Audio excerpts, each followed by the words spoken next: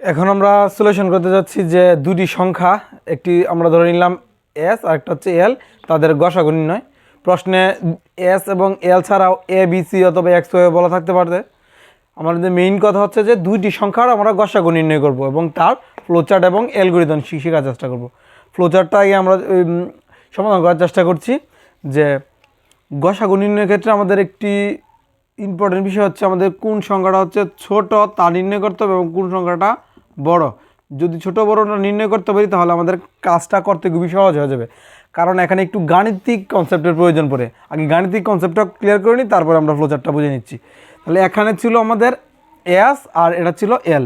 তাহলে এখানে এসতে আমরা বুঝিয়েছি যে স্মল মানে ছোটো সংখ্যাটা, আর এলতে আমরা বুঝিয়েছি লার্জ মানে বড় সংখ্যাটা। এখন কথা হচ্ছে প্রশ্নে তারা মানও দিয়ে দিতে পারতো যে এটা হচ্ছে আমাদের 5, এটা হচ্ছে 12, বা এটা 5 এটা 17, বা এটা 4 এটা 17, এরকম ভাঙা ভাঙা মানও ব্যবহার করতে পারতো।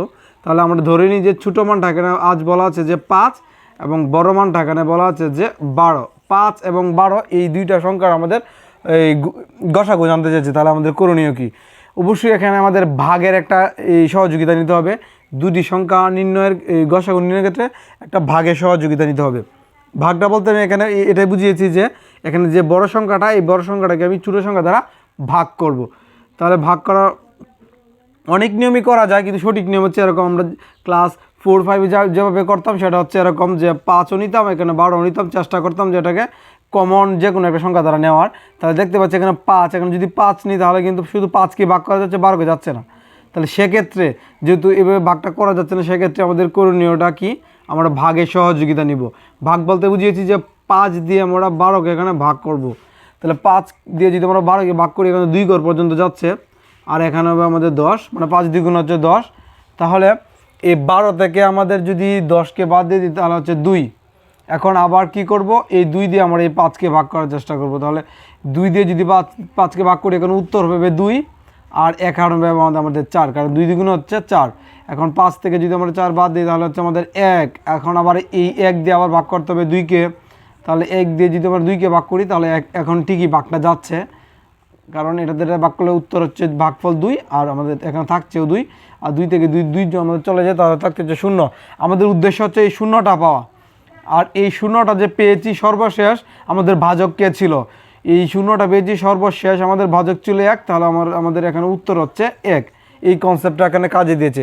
যতক্ষণ পর্যন্ত আমাদের ভাগশেষটা শূন্য না হচ্ছে আমরা কিন্তু ভাগের প্রক্রিয়াটা চালিয়ে গিয়েছি। এখন কথা হচ্ছে এখানে এই ছোটো সংখ্যা বড় সংখ্যার কাজটা কি এখানে আর একটু ক্লিয়ার করতে হবে। এখানে ছোটো সংখ্যা ছিল আমাদের 5 এবং বড় সংখ্যা ছিল 12। আমরা 12কে 5 দ্বারা ভাগ করেছি। 12কে 5 দ্বারা ভাগ করতে গিয়ে দেখতে পাচ্ছি যে 2 দ্বারাই মূলত নিঃশেষে বিভাজ্য হয়। তাহলে 5 দ্বিগুণ হচ্ছে আমাদের 10, এখানে লিখবো আমরা 10, আর 12 থেকে 10 বাদ দিয়ে আমরা পাচ্ছি এখানে 2। আবার এই 2 দিয়ে কিন্তু আমরা এই 5কে ভাগ করেছি।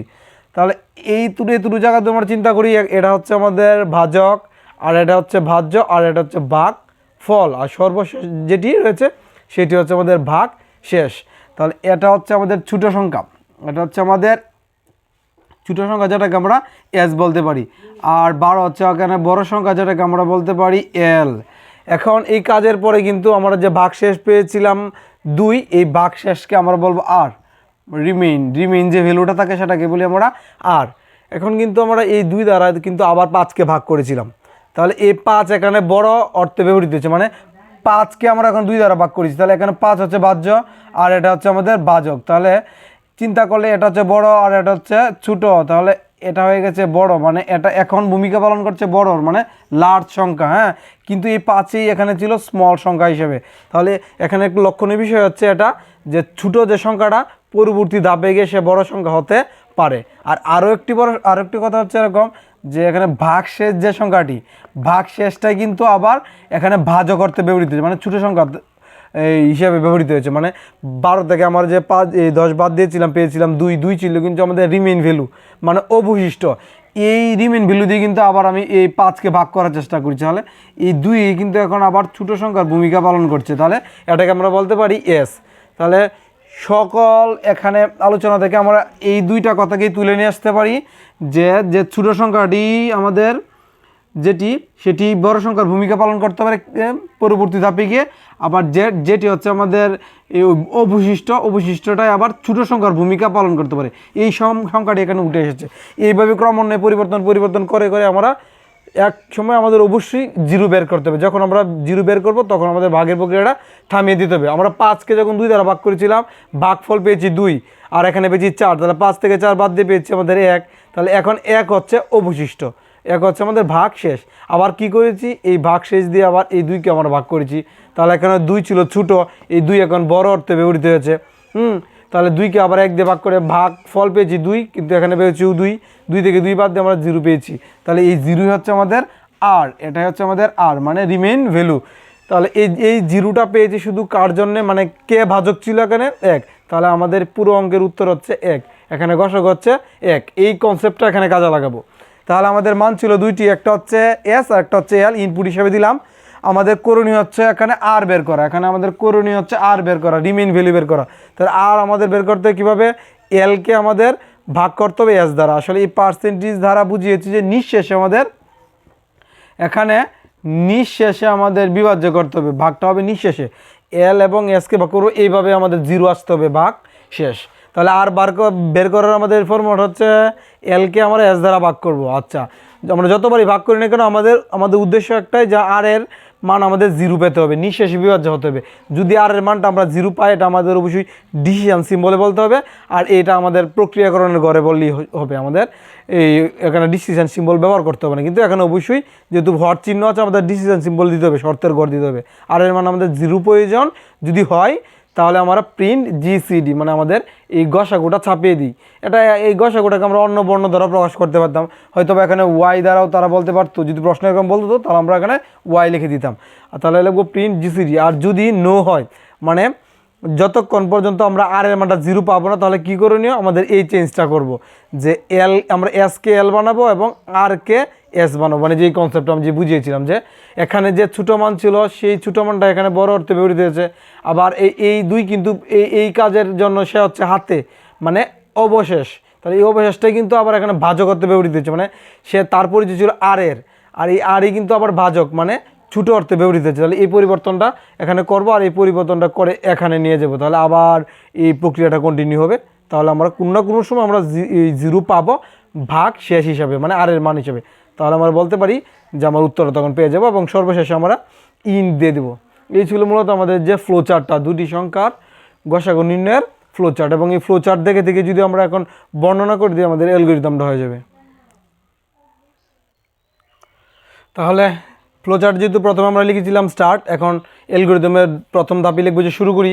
তারপরে 2টি মান ইনপুট দিয়েছিলাম, এস এর মান এবং এল এর মান, যার কারণে আমরা 2 নং ধাপে লিখছি যে এস এবং এল এর মান ইনপুট করি।